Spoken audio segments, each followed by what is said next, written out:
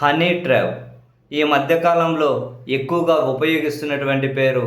And ఈ honey ట్రాప్కే చాలామంది బలవుతున్నారు అన్న విమర్శలు, అటువంటి కేసులు కూడా ఈ మధ్య పెరుగుతూ ఉన్నట్లు కనిపిస్తూ ఉన్నాయి. మొన్నటికి మన అనంతపురం హనీ ట్రాప్ కేసు గురించి మాట్లాడుకుంటే క్రమంలోనే నేను అడిగిన ధర్మవరంలో ఒక పోలీస్ అధికారి ఆ హనీ ట్రాప్లో చిక్కి చివరికి వాళ్ళ భార్య ఆత్మహత్య చేసుకొని చనిపోయేంత వరకు పరిస్థితి వచ్చింది అన్నది చర్చించుకునే క్రమంలోనే తాజాగా అటువంటి ఆరోపణలతోనే బిగ్ బాస్ 3 సెషన్లో పాల్గొన్నటువంటి ఆమె ఒక ఇన్ఫ్లుయెన్సర్ కూడా అట, అశ్వు రెడ్డి అని. యాక్చువల్ పేరు వెంకట అశ్విని రెడ్డి కొయ్య అట, వెంకట అశ్విని రెడ్డి కొయ్య. ఆమెతో పాటు అంటే అశ్వు రెడ్డిగా ఈమె ఫేమస్. ఆమెతో పాటు ఆమె కుటుంబ సభ్యులపై నాన్ బెయిలబుల్ కేసు నమోదైంది అని. ప్రధానంగా ఈ కేసు పెట్టిన వాళ్ళు చెబుతూ ఉన్నది ఏంటి అంటే, మేము కూడా హనీ ట్రాప్ బాధితులమే అంటూ ఉన్నారు వాళ్ళు. మరి దీని వెనక ఏం జరిగిందో తెలియదు కానీ పెళ్లి పేరుతో మోసం చేసింది అన్నది కంప్లైంట్. 2018లో లండన్లో సాఫ్ట్వేర్ ఇంజనీర్గా పనిచేస్తున్న వైవి ధర్మేంద్ర అట. వీళ్ళ నాన్న షేక్పేటకు చెందిన వ్యాపారవేత్త యనమల సత్యనారాయణ అట. ఆ యనమల సత్యనారాయణ కుమారుడే వైవి ధర్మేంద్ర అట.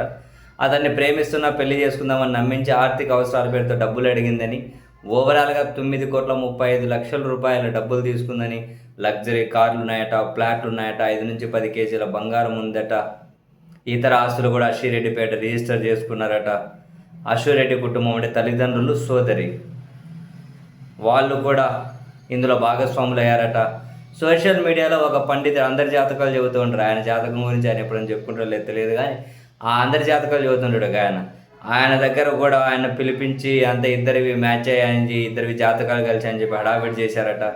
తర్వాత ముఖం చాటేశారట, పలుమార్లు పెళ్లికి వాయిదా వేశారట. మళ్ళీ ఆమె సోదరిగానే 50 లక్షలు ఇచ్చినారని చెప్పి ఫిర్యాదులు అయితే పేర్కొన్నారు. ఫిర్యాదు చేసినది ఆయన యనమల సత్యనారాయణ. పోలీసులు నాన్ బెయిలబుల్ కేసు అయితే ఫైల్ చేశారు. బట్ దీని మీద ఆమె అశ్విరెడ్డి స్పందించింది. నా మీద తప్పుడు వార్తలు ప్రసారం చేస్తే లీగల్ చర్యలు తీసుకుంటా అని. సిసిఎస్లో, హైదరాబాద్ సిసిఎస్లో కేసు ఫైల్ అయింది. ఏమేమి సెక్షన్ల కింద కేసు ఫైల్ అయింది కూడా క్లియర్ కట్గా ఇక్కడ మెన్షన్ చేసి ఉన్నాయి. ఏ సెక్షన్ల కింద కేసు ఫైల్ అయింది ఏంటి అని కూడా, నాన్ బెయిలబుల్ కేసులు అని. సో మరి ఇంకా నా మీద తప్పుడు ప్రచారం అంటే ఏం చదువుతా అంటే నిజమంటే అబద్ధం పెట్టి ఎవరు జడ్జిమెంట్ ఇవ్వట్లేదు. కేసు ఫైల్ అయింది, హనీ ట్రాప్ ఆరోపణలు చేస్తూ ఉన్నారు 9.5 కోట్ల రూపాయల వరకు అని. ఇప్పుడు ఈ కేసుతోటి ఇప్పుడు మరోసారి ఈమె వార్తల్లోకి వచ్చింది. బేసిక్గా ఈమె బ్యాక్గ్రౌండ్ ఏంటి అన్నది తెలియదు కానీ పవన్ కళ్యాణ్ గారి వీరాభిమానిగా ఆమె ఎద పక్కన ప్రైవేట్ పార్ట్లో పవన్ కళ్యాణ్ టాటూ వేసుకొని ఫేమస్ అయింది. పవన్ కళ్యాణ్ కలిసి ఆ టాటూగానే చూపించింది. పవన్ కళ్యాణ్ అభిమాని ఈమెను జూనియర్ సమంత అని చెప్పి మొత్తం మీద అయితే బాగానే హైప్ చేశారు. అసలు పవన్ కళ్యాణ్ ప్రీమియర్ షోలు సినిమాలు చూడాలని ఉద్యోగంగానే వదిలేశానని మొత్తం మీద పవన్ కళ్యాణ్ పేరైతే వాడుకొని బ్రహ్మాండంగానే బాగానే పాపులారిటీ సంపాదించినట్టున్నారు. బిగ్ బాస్ 3లోకి వెళ్ళినట్లుంది. ఇన్ఫ్లుయెన్సర్ అడావిడ్ చేస్తూ ఉంటుంది. ఇప్పుడు ఏకంగా 9.5 కోట్లట. అవును, వాళ్ళు దీని వెనకాల నిజాలు మనకు తెలియదు కానీ ఇచ్చిన వాళ్ళకి ఏం బుద్ధి ఉండక్కర్లే. జనరల్గా ఒకవేళ ఇచ్చి ఉండింటే బుద్ధి ఉండక్కర్లేదన్నా మీకైనా.